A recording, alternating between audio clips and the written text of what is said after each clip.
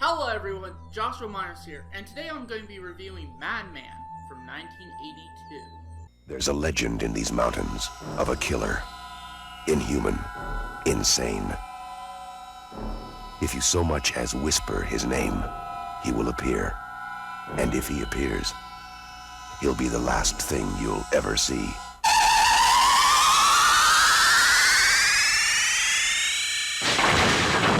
Madman. Rated R. Madman stars Alexis Dubin, Tony Fish, Arnold Bash, Seth Jones, Jim Clark, Michael Sullivan, Galen LaRosse, and it's directed by Joe Giamno. I don't know how to pronounce this guy's last names. If I butchered that, which I'm assuming I did, here's his name up here. Plot of Madman is that at a summer camp for youths, a cocky preteen calls out the name of a mass serial killer, Madman Mars. Suddenly, counselors are beginning to be maimed and slaughtered in various ways by the backwoodsman who returned when his name was called.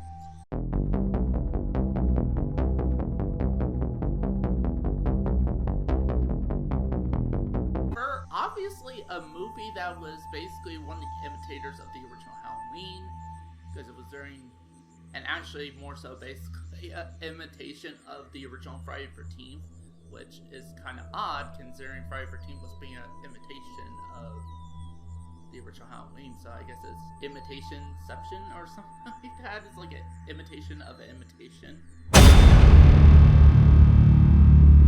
A film that's meant to be imitation of an imitation. This one's actually not bad. There's some things I do like in this movie, and also, you know, before I get any further, this is not the first time I've seen this. I only watched this, like, I think about a year ago, and was my first time watching it. And I do remember liking it enough. So I wanted to review this movie at some point, and I guess we'll just see if my thoughts have changed on the movie or not.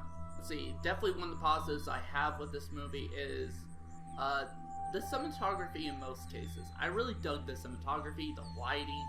You know, they gave it the, you know, kind of blue lighting aesthetic for night shots, and this mostly takes place at night.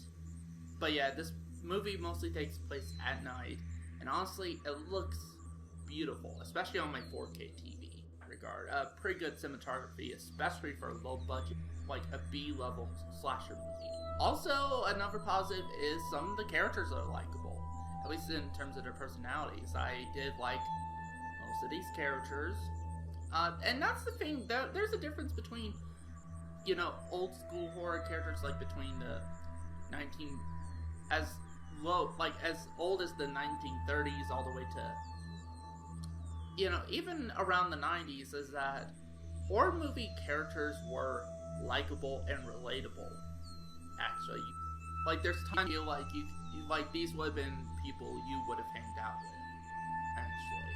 And that was a lot of case with old school horror movies. Nowadays, modern horror movies, for the most part, there's, with a few exceptions, have basically been good-looking, you know, almost like they came out from a modeling shoot group of people, and a lot of them, both the men and women, are complete assholes. Like, even the main character, events like that sometimes with modern horror movies. That's one of the reasons I prefer, you know, old school horror movies over what you see now.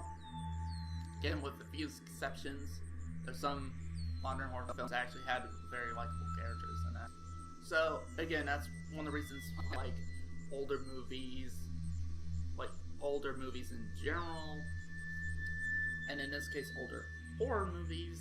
That's one thing this film has going for it. Another thing it has going for it is the setting, which honestly, you know, to be honest, I'm not much into the camp slasher genre, which this is a camp slasher movie, but the way they had it set and everything was actually made it at least unique enough. Also, another positive I have too is the antagonist, actually the killer of this movie, Madman Mars, portrayed by Paul Ehlers. which was his first movie as far as I'm aware. I haven't heard anything as far as what else he's done. But yeah, like, mostly for the backstory of Madman Mars, with Madman being a farmer who had a wife and 2 kids, and eventually went just complete bonkers and chopped up his family with an axe, and then eventually was got hanged by the citizens of the town and everything like that. And when they went back to look for him, he was nowhere to be seen. So I do like that backstory for Madman Mars, and the look of Madman Mars is actually pretty interesting. Well, I think there could have been some changes to make it even more interesting, but that's just a nitpick. Also, I do think even like the sound design for Madman Mars, which all he just does is just growls like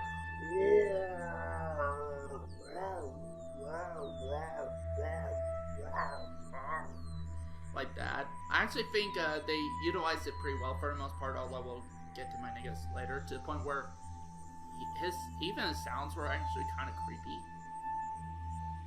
Also, another positive I have, which this would have to get into spoilers, so if you don't want this movie spoiled for you, if you've never seen it and you want to watch it after my review, just skip to this time code right here.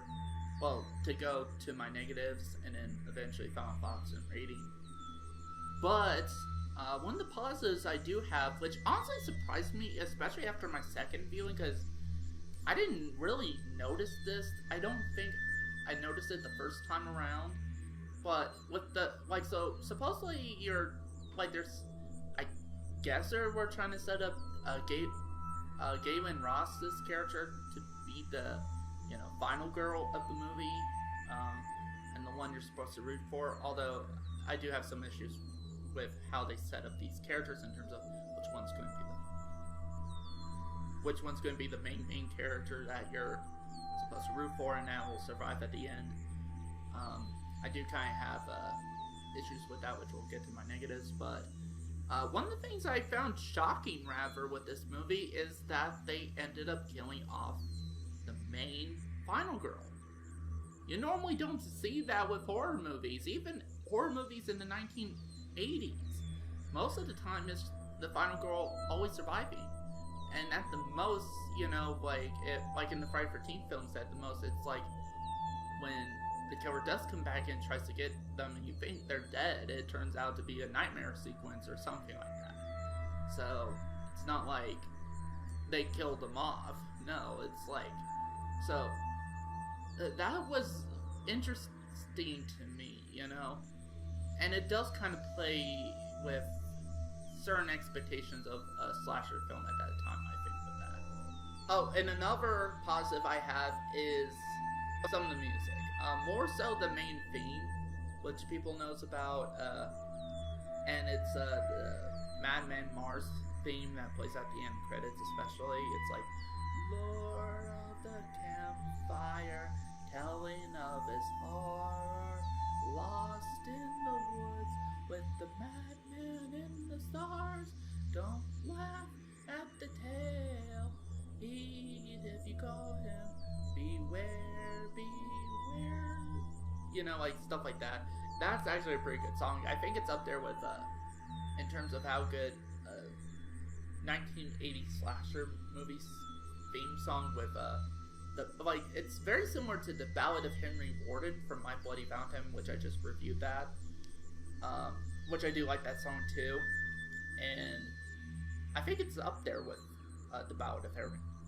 I think it's up there with the Ballad of Henry Warden.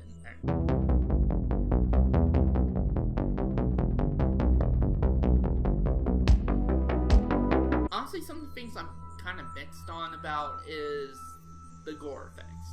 On the one hand, I do like the fact that they don't really utilize them much in this movie, surprisingly, considering the time frame and that, but when they do use them, they're honestly kind of fake looking and everything, and just not really look that great. I would have much preferred if either they just, didn't show any of the gore. If they can't do gore effects well, just not show any of the gore, okay? So, like, I thought the gore effects in Hatchet, which is kind of similar to this film if you think about it, had much better gore effects in Madman. And and at least Hatchet knew how to have fun with the gore. Wasn't trying to take itself seriously. This one, it seemed like it was trying to, but it didn't really know how to pull it off. Because they don't do really much of anything with the gore effects in this movie. Also, even though I did like some of the music in here, I will say one of the things I'm mixed on is some of the choices in terms of music placement. Like, because here's the thing, I do like the music stings in this movie and stuff like that, but some of the places where they put the music stings, and that's just kind of odd, actually. I don't get the placement for it. Like, why they would place it there.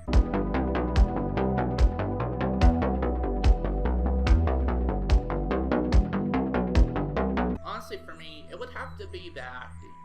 I mean, the acting could be tolerable at times, but then there's just times it's really cringy.